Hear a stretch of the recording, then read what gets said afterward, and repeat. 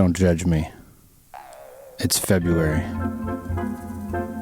We're taking turns being sick, and we haven't seen the sun in days. If you're watching this,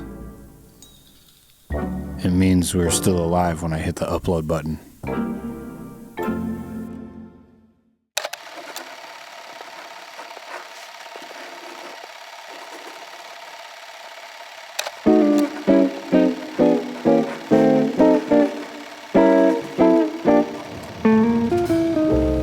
This episode of the Trout Journal has been brought to you by the Cabin Fevers. What are the cabin fevers? I'm glad you asked. The cabin fevers are a hot flash-like symptom that usually result from confinement to small indoor spaces, prolonged exposure to small children that like to yell, and a lack of vitamin D due to shorter days and lack of sun. In the past, I've successfully avoided the fevers by ice fishing, but as I think about it, that ice shack is smaller than my house. We mostly fish at night, and I still have to deal with yelling children. Jeez, that's a dude. High five. Yeah! Just as winter brings the cabin fevers, summertime brings a few threats of its own. The cabin's fever.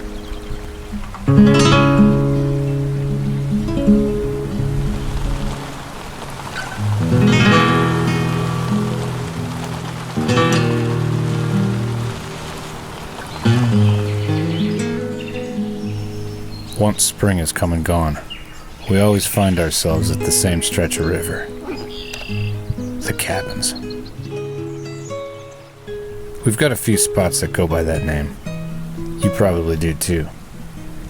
More often than not, if a place has a nickname, it's worth fishing. And in this case, any angler that fishes here will likely experience the cabin's fever.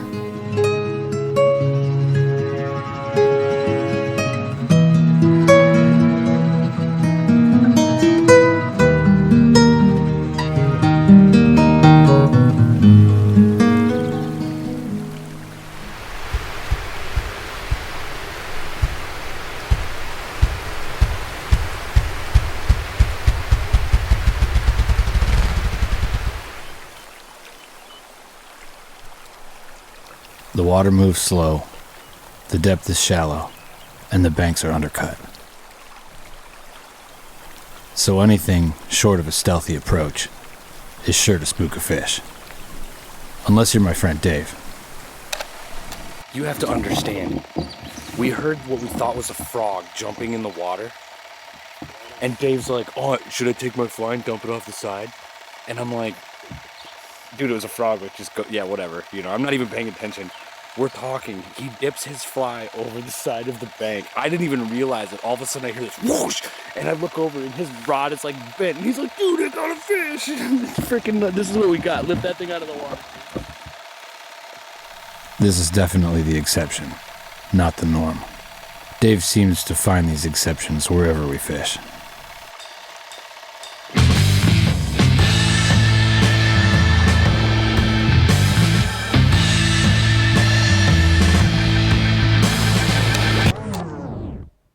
Another thing about Dave. Ooh, that was a nice one way up. I think he's immune to the cabin's fever, as I've never actually seen him lose his mind on a fish. But he was a Marine and survived a war. So I think maybe his training covered things like this. As far as the rest of us go, we're all at risk. I've seen the cabin's fever turn veteran anglers into rookies in seconds.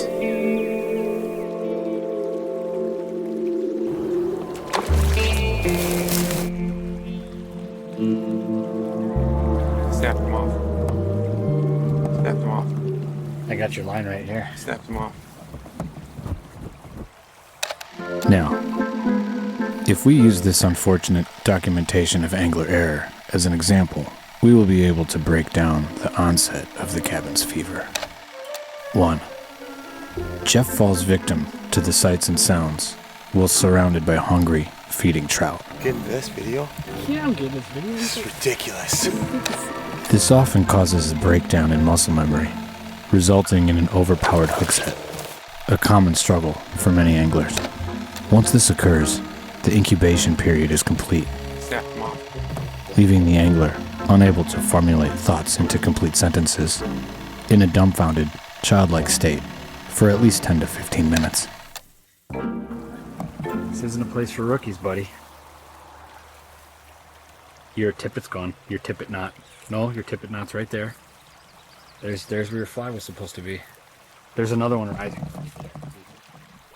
In some cases, the consequences only last for a few brief moments, but in others, they can last you the entirety of your outing.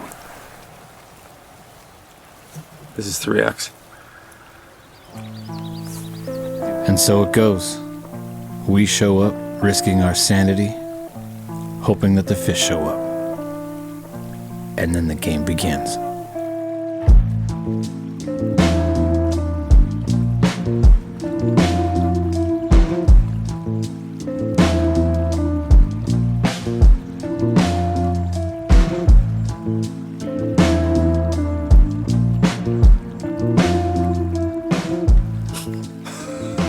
Do I have to talk about it? Just talk about it. Tell me how you feel.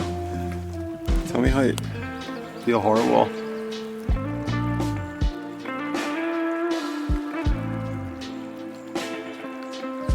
I feel like I horsed that thing. I got way too excited. It's not how I should. I've hooked a lot of big fish. I don't know what I did. I got way too excited. Nice cast.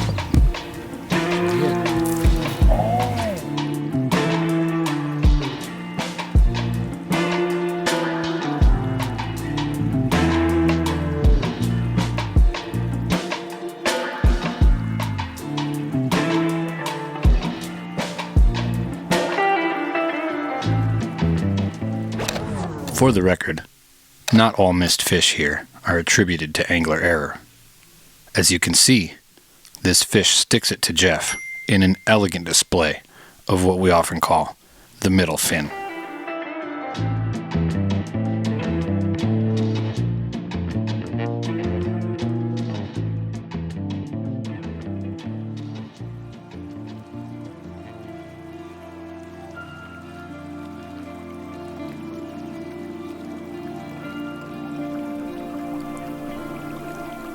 By now, you might be asking yourselves why we would continue to fish here when we have to endure this kind of punishment and assume so much risk.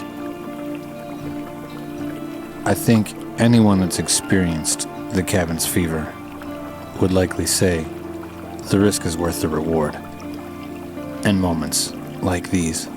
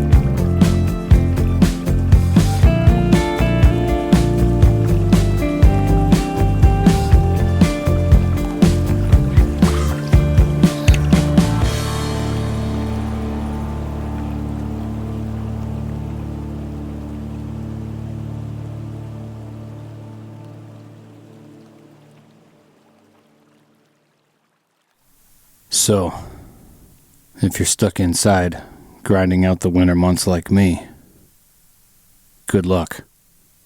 You're not alone. If not, and you're watching this in the summer months, you probably are alone, because the rest of us are out on the trout stream somewhere.